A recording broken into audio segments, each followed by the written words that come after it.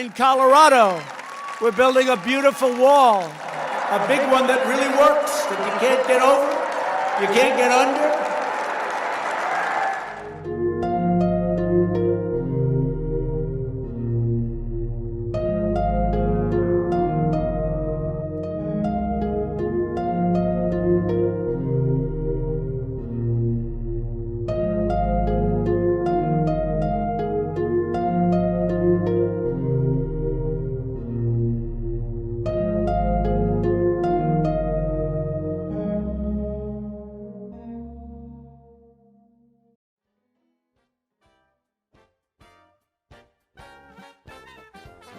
There was a period where the United States had a very open policy regarding the entrance and the migration of people, primarily from Europe and from Asia. In contrast to the official or the stock story, there was always an alternative story and other narratives that emerged in terms of people's actual living experiences going through that process when they landed at Ellis Island or Angel Island.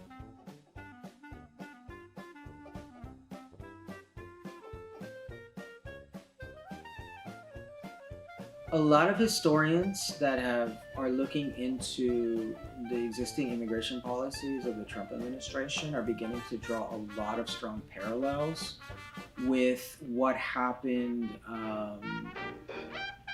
during the 20s with the passage of the Immigration Act of 1924.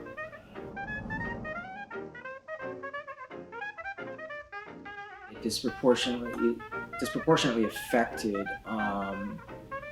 people who immigrated from China, from Japan, from countries that were constituted as being from Asia.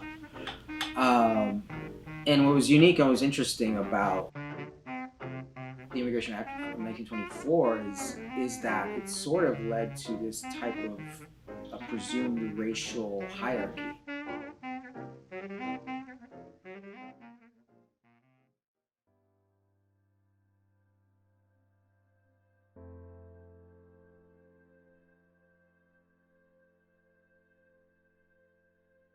The situation has become more perilous, more dangerous in terms of the types of resistance, the types of restrictions that are already in place.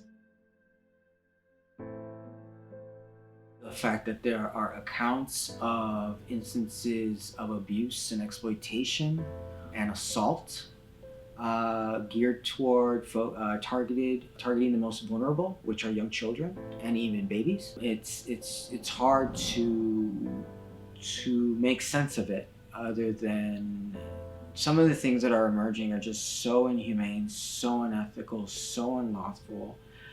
I think not only for the families and the individuals who are having to deal with this, they're going to have to deal with these repercussions for the rest of their lives. The lived experience of someone who lacks the proper documentation, the proper resources for their existence to be completely validated, not to be reduced as an undocumented person, but to be validated as a human being, as someone who can have the opportunity and can go through the process of becoming a citizen. The psychological, spiritual, emotional experience of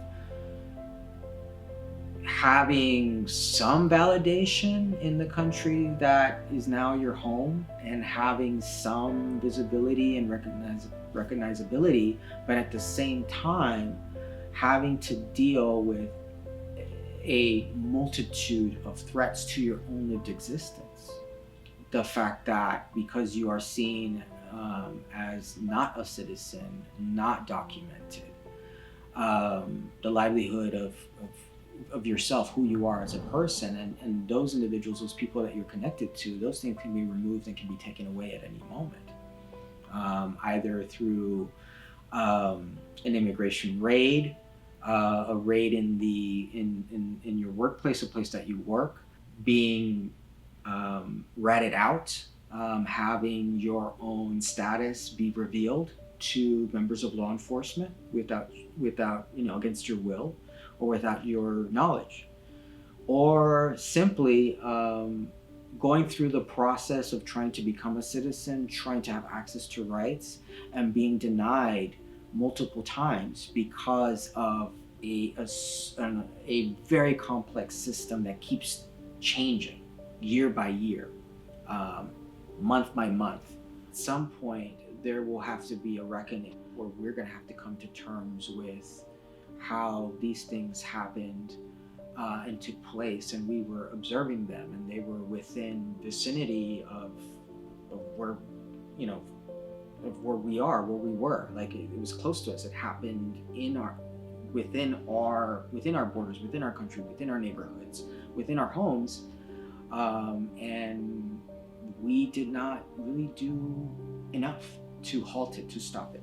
Going on, there's a lot of individuals and a lot of students right now whose legal cases, whose status is in limbo, it's an uncertainty. So what we're trying to do at SMC is to kind of bring as much of a sense of calm as to what they're going through by giving them the services that they deserve and they need.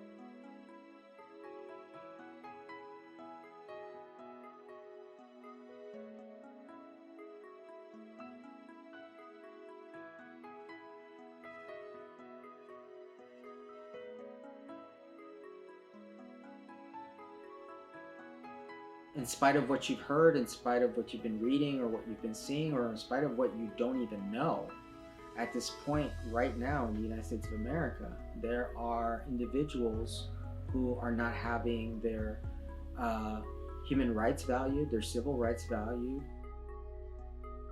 Do you value people? Do you value human beings? Do you value the sanctity of life? Do you value civil rights, human rights? If those things are meaningful to you, then you obviously have some empathy or are open to be empathetic to the issue of the status of people